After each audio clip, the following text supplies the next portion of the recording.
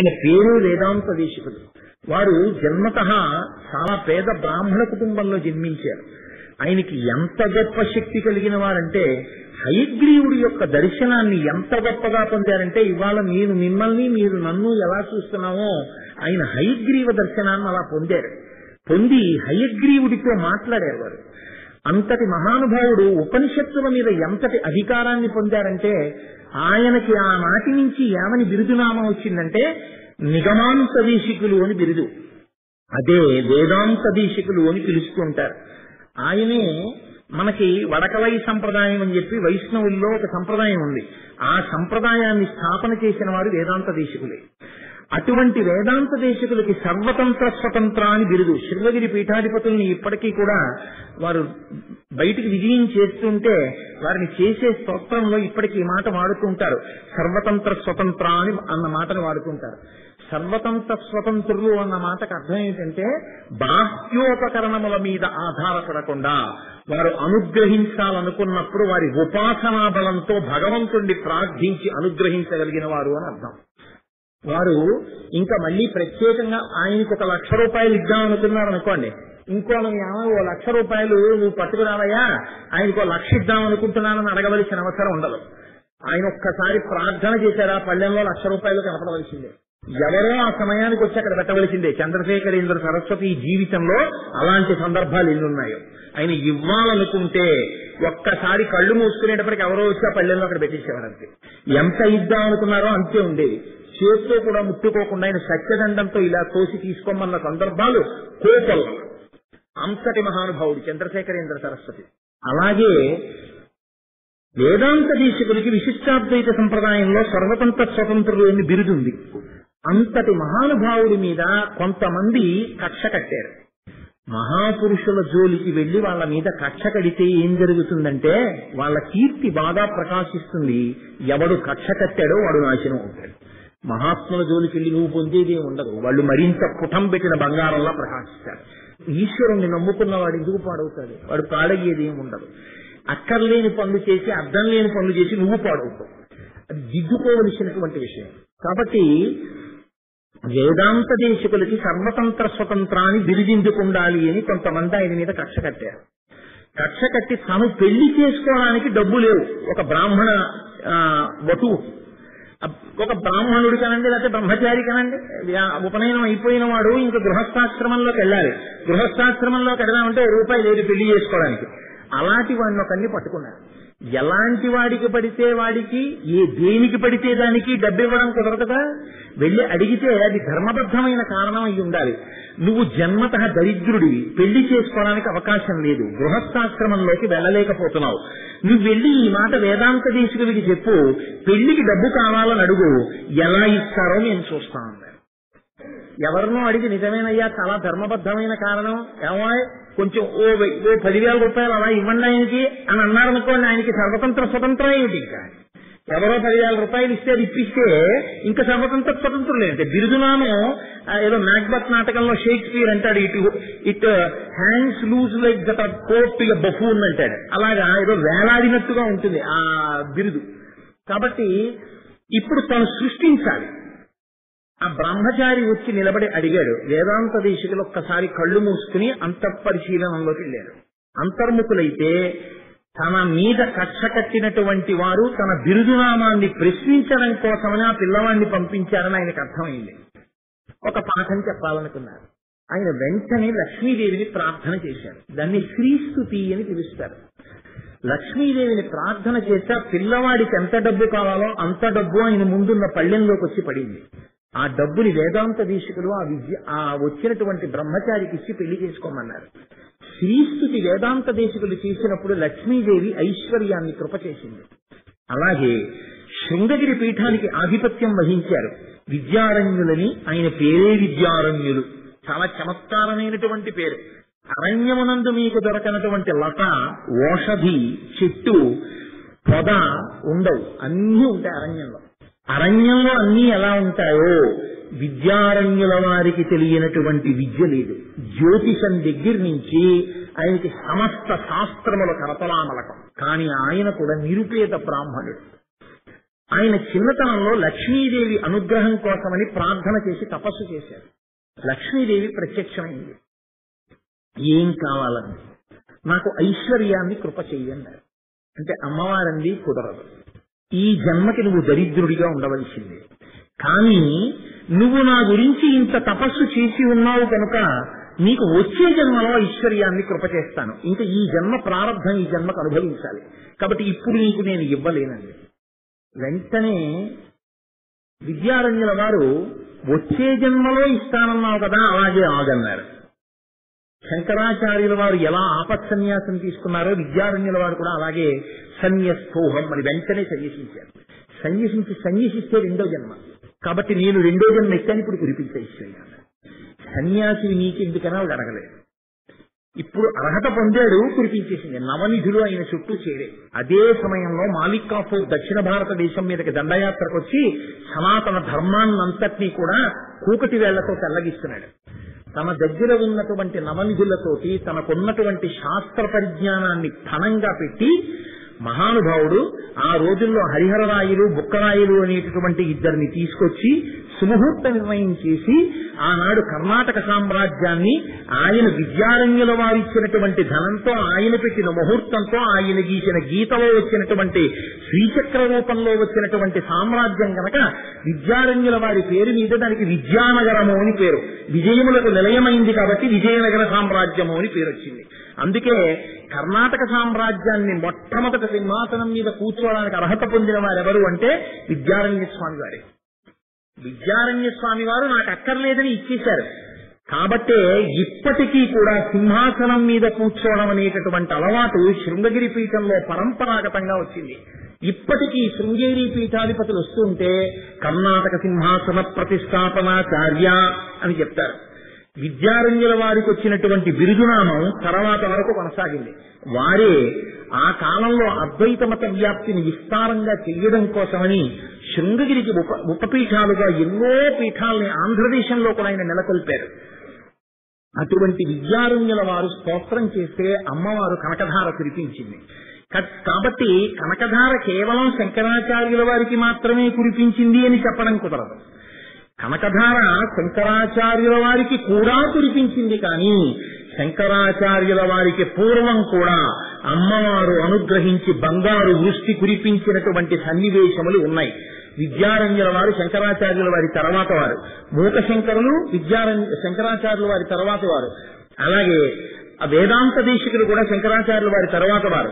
శంకరాచార్యుల వారి తర్వాత కూడా లక్ష్మీదేవి యొక్క అనుగ్రహంతో బంగారు వృష్టిని కురిపింపచేసుకున్న మహాపురుషులతో శోభాయమానంగా ప్రకాశించినటువంటి ఉపాసన భూమి ఈ భూమి. అటువంటి భూమిలో శంకరాచార్యుల వారు చేసినటువంటి కనకధార స్తోత్రానికి మాత్రం ఒక ప్రత్యేకమైనటువంటి ప్రతిపత్తి వచ్చింది. ఎందుకని అంటే విద్యారణ్యుల వారు పుచ్చుకున్నా ఇంకొకరు పుచ్చుకున్నా దానిలో ఉండేటటువంటి విధానం వేరు. శంకరాచార్యుల వారు చేసినటువంటి స్తోత్రంలో ఉండే మర్యాద స్థితి వేరు. ఆయన కేవలం దరిద్ర బ్రాహ్మణి గురించి మాత్రమే స్తోత్రం చేశారు కాదు, దరిద్ర బ్రాహ్మణిని అడ్డుపెట్టి దరిద్రం అనుభవిస్తున్నటువంటి ఎవరైనా చెయ్యవలసిన స్తోత్రానికి ఎంత కాలానికైనా నిలబడగలిగిన స్తోత్రాన్ని శంకరాచార్యుల వారు కృప చేశారు కాదు. మీరు ఇంకొకటి ఆలోచించండి, శంకరాచార్యుల వారు నిజంగా అమ్మవారిని మనసులో మౌనంగా ప్రార్థన చేస్తే శంకరాచార్యుల వారి యొక్క ప్రార్థనని మన్నించి లక్ష్మీదేవి కనక ఉసిరికలను కురిపించదా?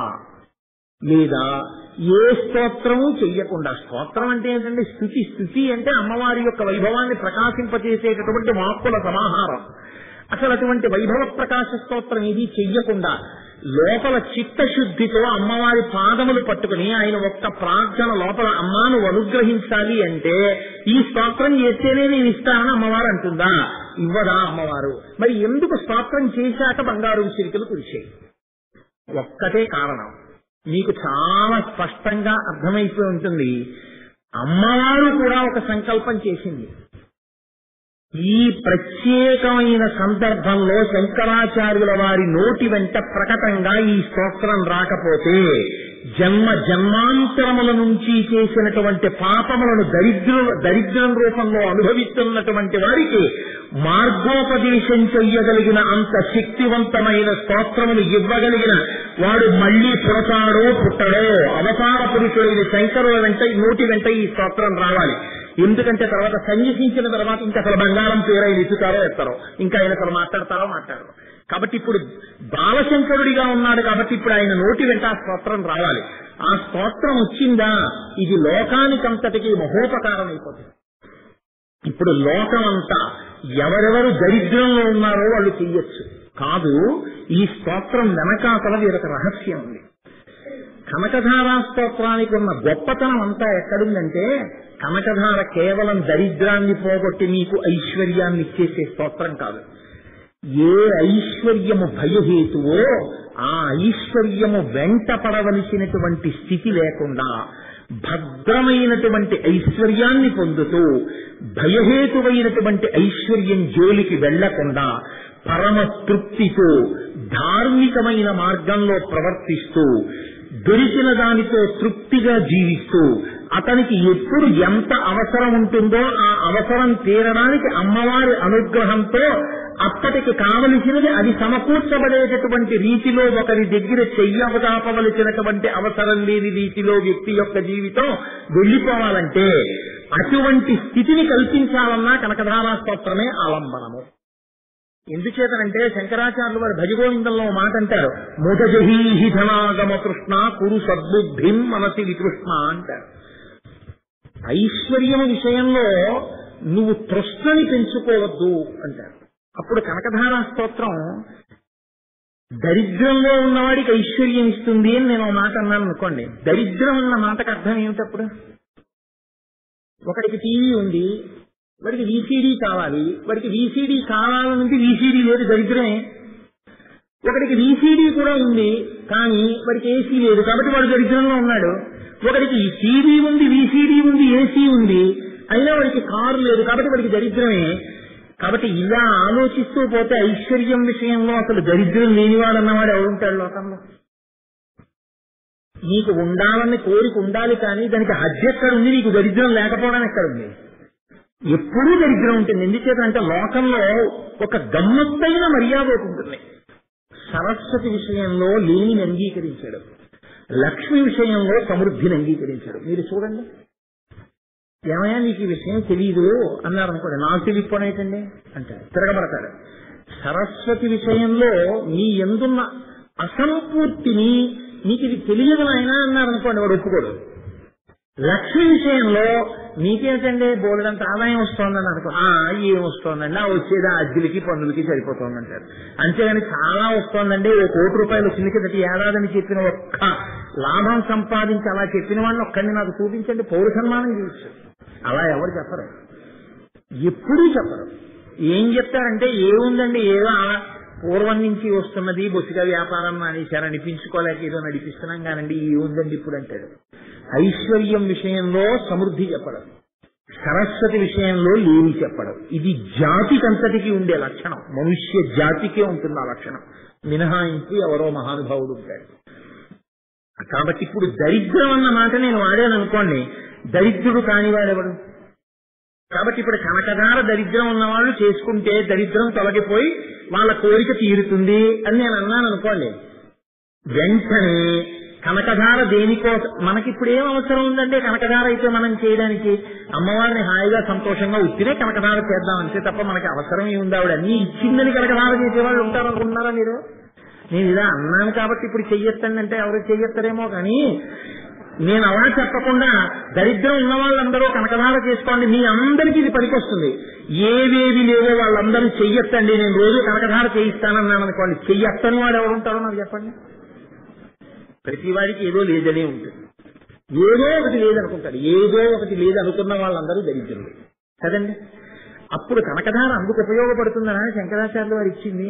అది దాని ఫలశ్రుతి అయితే ఆ ప్రయోజనం దానికి నేను చెప్తే యథార్థమునకు నేను లేనిపోని అపోహని కల్పించి అక్కడ నేను మార్గం వైపుకి మీ ఆలోచన కోణాన్ని తిప్పిన వాడిని అవుతాను. అందుకు శంకరాచార్యులు వారు చేశారని నేను చెప్పలేను, అందుకు చేయలేదు శంకరాచార్యులు వారు.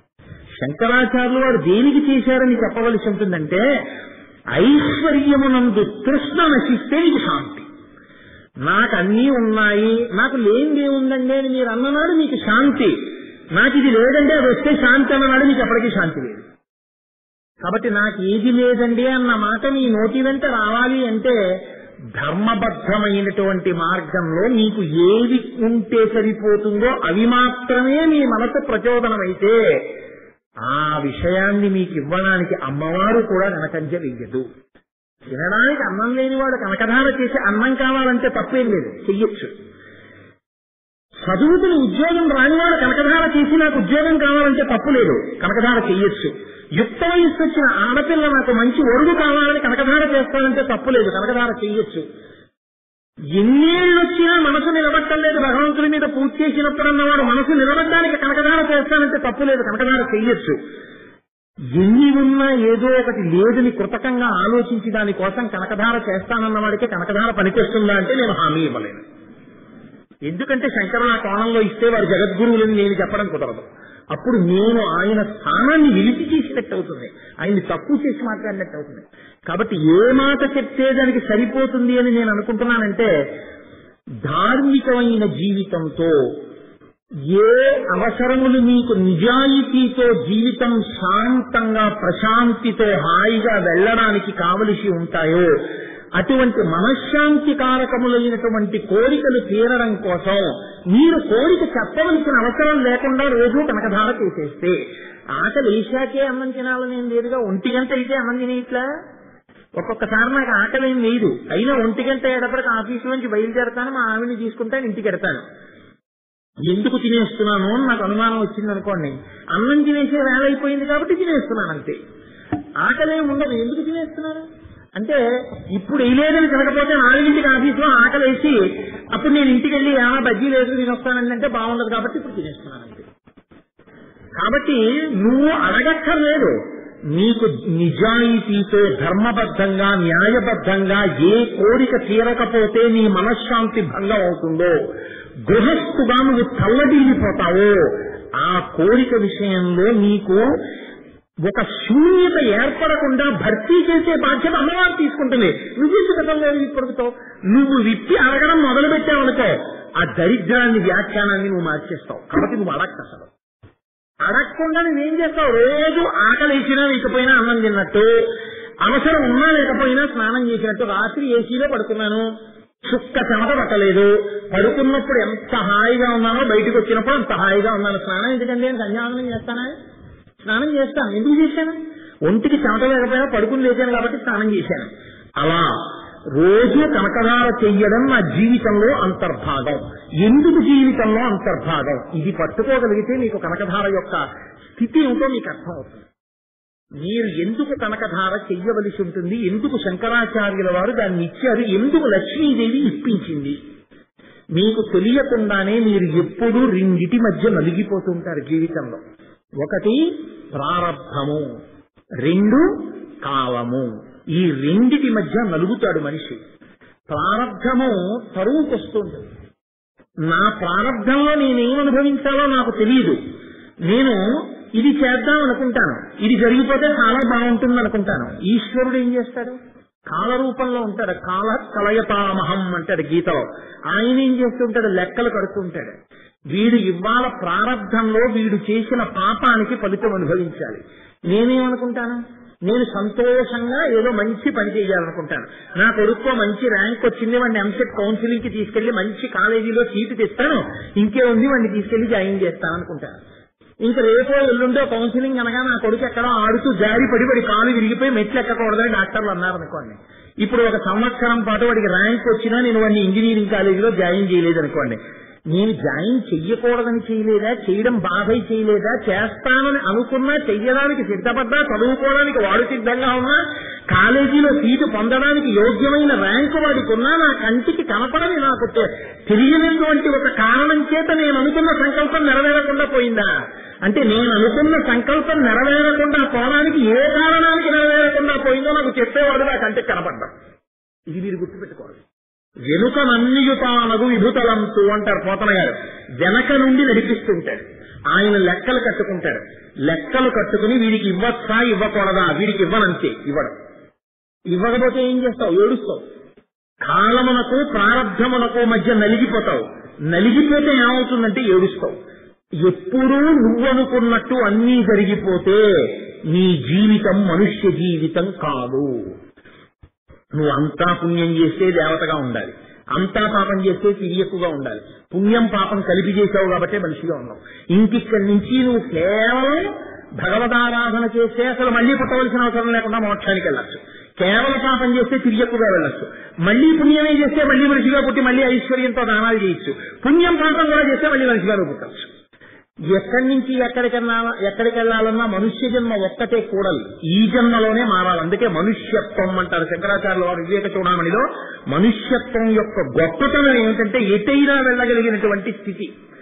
కాబట్టి ఇప్పుడు ఇంత గొప్ప మనుష్య జన్మలో నువ్వు అనుకున్నవన్నీ అనుకున్నట్టు అవవో. నరుడిగా నడిచిన ఈశ్వరుడికే జరగలేదు. రేపు పట్టాభిషేకం అని రాముడు అనుకున్నాడు. ఎవరు రాజ్యం ఇస్తానన్నాడో ఆయనే మర్నాడు పొద్దున్నన్నాడు, ఇదేనా 14 ఏళ్ళు అరణ్యవాసం చెయ్యాలరా నువ్వు అన్నాడు. వెళ్ళిపోయాడా లేదా? తెలియని లక్ష్మణుడు అన్నాడు దశరథుడిని చంపేస్తానన్నాడు. తెలిసిన రాముడు ఒక్క మాట చెప్పాడు, అసంకల్పితమైదేహాయ తస్మాత్ ప్రవర్తతే నివత్యారంభమారబ్ధం అనుదైవస్య కర్మతత్ అన్నాడు. దైవాన్ని అనుసరించరాదిర్రాడా, దైవం నీ కంటికి కనపడి ఫలితాన్ని ఇవ్వదు. అది వెనకాతల ఉండి నిర్ణయం చేస్తుంది. అది ఏదనుకుందో అది జరుగుతుంది తప్ప నువ్వు అనుకున్నది దైవం చెయ్యాలని ఏం లేదు.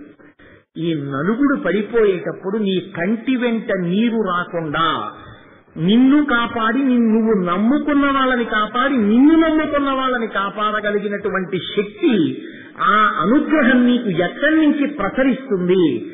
న్యాయబద్ధమైన కోరిక నీదైతే నిన్ను ఏడిపించకుండా చూడ్డానికి కనకధార పనికొస్తుంది. కాబట్టి కనకధార చెయ్యాలా వద్దా? ప్రతిరోజు చెయ్యవలసిందే. ఎందుకంటే నువ్వు కాలానికి ప్రారంధానికి మధ్య నలుగుతున్నావు. ఎలా నలుగుతావో ఎందుకు ఏడుస్తావో నీకే తెలియదు. కాబట్టి ఇప్పుడు కనకధారా స్తోత్రం యొక్క వైభవం అంత గొప్పది. ఇప్పుడు ఈ కనకధారా స్తోత్రాన్ని లక్ష్మీదేవిని ఉద్దేశించి శంకరాచార్యుల వారు ప్రారంభం చేస్తున్నారు. అమ్మవారిని ఉద్దేశించి చేస్తున్నారు ఆయన. ఈ స్తోత్రాన్ని ఆయన ప్రారంభం చేస్తూ అన్నారు, వందే వందారు మందారం ఇందిరానంద కందలం అమందానంద సందోహ సింధురం బంధురాననం. నిజంగా భారత జాతి గర్వపడాలి. 5 సంవత్సరాలు దాటిన వయస్సులో ఉన్న ఒక పిల్లవాడు ఒక బ్రాహ్మణి యొక్క దరిద్రాన్ని చూసి క్షమించిపోయి అంత విశాల హృదయంతో అంత ప్రేమతో ₹1 తన కోసమని కాకుండా బ్రాహ్మణి యొక్క దుఃఖాన్ని పోగొట్టడం కోసమని అమ్మవారిని స్తోత్రం చేస్తున్నారు. కురిసింది బంగారం. ఎక్కడ నిరూపింపబడిందో తెలుసా అండి? శంకరాచార్యుల వారే విద్యారణ్య స్వామి వారి రూపంలోనూ సచ్చిదానంద శివాభినవ నరసింహ భారతీ స్వామి వారి రూపంలోనూ వచ్చారు అని కొంతమంది ప్రమాణపూర్వకంగా చెప్తారు. శృంగగిరి పీఠానికి ఆధిపత్యం వహించినటువంటి పీఠాధిపతుల్లో సచ్చిదానంద శివాభినవ నరసింహ భారతీ స్వామి వారు 1911వ సంవత్సరంలో కాలటి వెళ్లారు. అప్పటికి శంకరాచార్యుల వారు జన్మించినటువంటి ఇల్లు గుర్తుపట్టబడలేదు. ఆ ప్రదేశం వేరొకరి ఆధీనంలో ఉంది. సచ్చిదానంద శివాభినవ నరసింహ భారతీ వారు విడిపించారు ఆ స్థలాన్ని. ఆయన కనిపెట్టారు. శంకరాచార్యుల వారి యొక్క అంశ అంటారండి. ఆయన ఎక్కడ శంకరులు పుట్టారో ఆ ఇంట్లో ఆ చోట శంకరాచార్యుల వారి యొక్క విగ్రహాన్ని ప్రతిష్ఠ చేస్తున్నారు. ప్రతిష్ఠ చేస్తుంటే పూర్ణావతికి అవతల వైపు కాలటికి చాలా సమీపంలోనే ఒక ఊరు ఉంది. ఆ ఊరిని దాన్ని తిరువెరంబదూరు అంటారు. తిరుపెరంబదూరు వేరు, తిరువెరంబదూరు అంటారు. ఆ ఊరికి పుష్పవాటి అని పేరు సంస్కృతంలో. ఆ ఊరిలో ఒక కుటుంబం ఉంది. ఆ కుటుంబంలో ఉన్నటువంటి వాళ్లే ఈ దరిద్రాన్ని అనుభవించినటువంటి బ్రాహ్మణుడు. వీళ్లకే ఆదిశంకరాచార్యుల వారు అనుగ్రహించి కనకవృష్టి కురిసేటట్టు చేశారు. సచ్చిదానంద శివాభినవ నరసింహ భారతీ వారు 1911వ సంవత్సరంలో శంకరాచార్యుల వారి విగ్రహాన్ని ప్రతిష్ఠ చేస్తున్న సమయంలో వారి కాళ్ళ దగ్గర, వారి పాదాల దగ్గర ఎవరో కూర్చుని ఏదో చేస్తున్నట్టు అనిపించి ఆయన కిందకి చూశారు. సచ్చిదానంద శివాభినవ నరసింహ భారతీ స్వామి వారు వచ్చి శంకరాచార్యుల వారిని ప్రతిష్ఠ చేస్తున్నారు.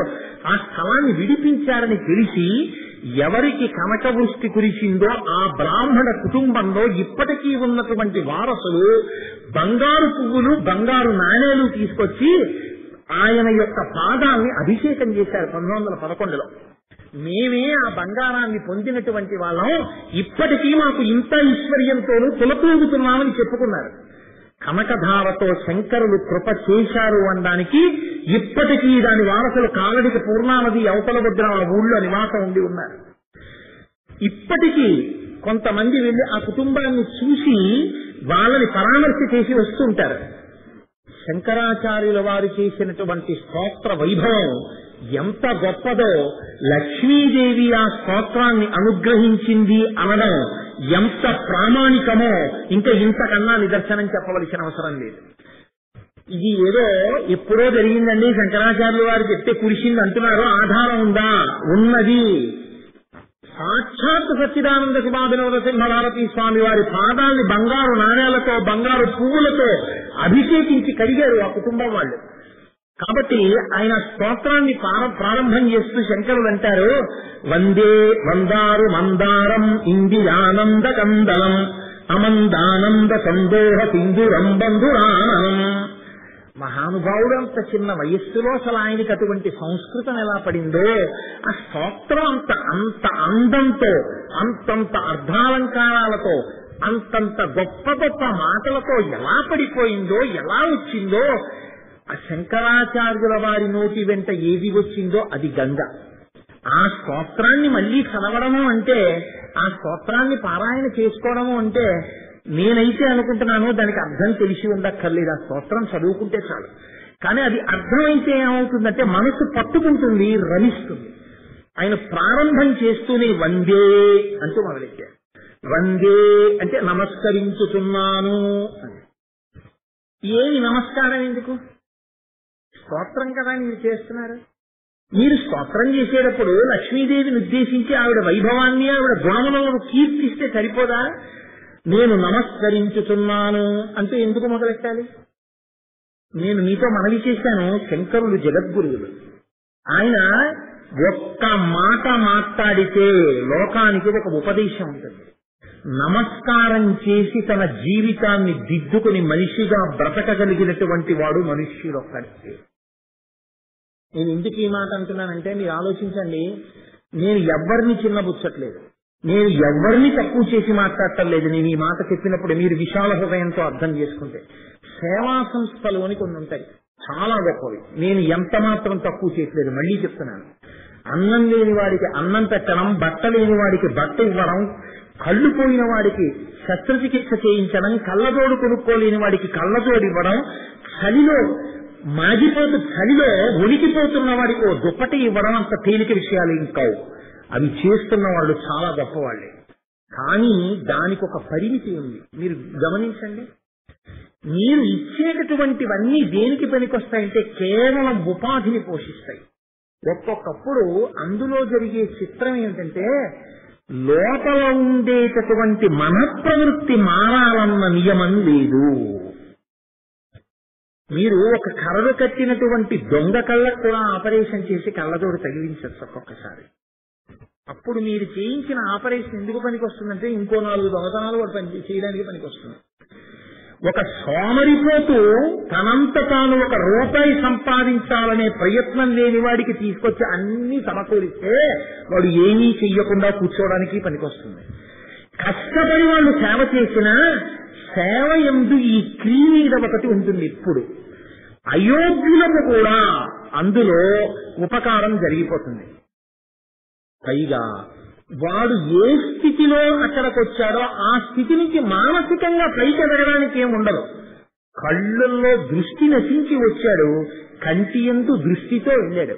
మానసికంగా ఏమైనా ఎదిగాడా? ఎదగడానికి ఏమైనా ఉంటుందని నేను అనుకోడు. వాళ్ళు ఏదో పరిపక్వత వచ్చేస్తుంది కంటి ఆపరేషన్ చేసుకుంటే అంటే, బహుశా క్యాటరాక్ట్ ఆపరేషన్ చేసుకున్న వాళ్ళందరూ యోగులు కూడా అవ్వాలి. అలా ఏం అవ్వలేదే. దృష్టి పోయిన వాడికి దృష్టి వచ్చింది అంతే క్యాటరాక్ట్ ఆపరేషన్ చేసుకుంటే. ఆకలి ఉన్నప్పుడు నేల మీద పడి కొట్టుకుంటున్న వాడికి అన్నం పెట్టిన తర్వాత ఆవలించి కూర్చున్నాడు అంతే. అంతేకాని వాడు అన్నం పెట్టిన తర్వాత ఏది మాత్రం కాలేదు. మనిషిలో ఉన్నటువంటి పశుత్వాన్ని నశింపచేసి మనిషిని మనిషిగా నిలబెట్టగలిగింది ఒక్కటే. రాజగోపురంతో నిలబడిపోయిన దేవాలయం ఒక్కటే. ఎందుకు మార్చగలదో తెలుసా అండి? ప్రతి ఊరు ప్రతి వాడ దేవాలయాలతో ఎందుకు పరిఢవించిందంటే, ఎందుకు దేవాలయాల్ని నిలబెట్టారంటే మన వాళ్ళు, ఆ దేవాలయం వంక చూసినప్పుడు నీకు ఒకటి గుర్తొస్తుంది, దీన్ని నువ్వు తెచ్చుకోలేదు, దీని కర్త నువ్వు కాదు, దీనితో నువ్వు అనుభవిస్తున్నదేవీ నువ్వు సృష్టించినవి కావు. నేను ఉన్న భూమి నే సృష్టించలేదు, నేను పీలుస్తున్న గాలి నే సృష్టించలేదు, నే తాగుతున్న నీళ్లు నే సృష్టించలేదు, నాలో ఉన్న వేడి నేను ఉంచుకున్నది కాదు, అది చల్లారిపోతే నేను పెంచుకోగలిగినది కాదు, అది పెరిగిపోతే నేను తగ్గించుకోగలనని సమర్థంగా చెప్పడం కూడా సాధ్యం కాదు. అలా అయితే జ్వరంతో చచ్చిపోయే వాళ్ళు లోకంలో ఉండకూడదు. 1,000,000 మంది వైద్యులు కూడి వచ్చిన కానీ మరణమయ్యడి వ్యాధి మంపలేరు. వైద్యులు నన్ను మన్నించగలగాక. వైద్యులు అన్ని జ్వరాలు తగ్గించేయగలిగితే చచ్చిపోవడం అన్నది కూడా ఉండకూడదు కదా జ్వరంతో. కాబట్టి వైద్యుడి రూపంలో ఈశ్వరుడే బతికించినప్పుడు బతికిస్తాడు. ఇంకా ఆ జీవుడిని విడిపించేయడమే మంచిదనుకున్నప్పుడు జీవుడు విడిపోతాడంతే. ఈశ్వర శాసనం అన్నిటికన్నా పైన నిలబడిపోయింది. ఇది నువ్వు ఆలోచించినప్పుడు, ఇది ఆలోచించగలిగినటువంటి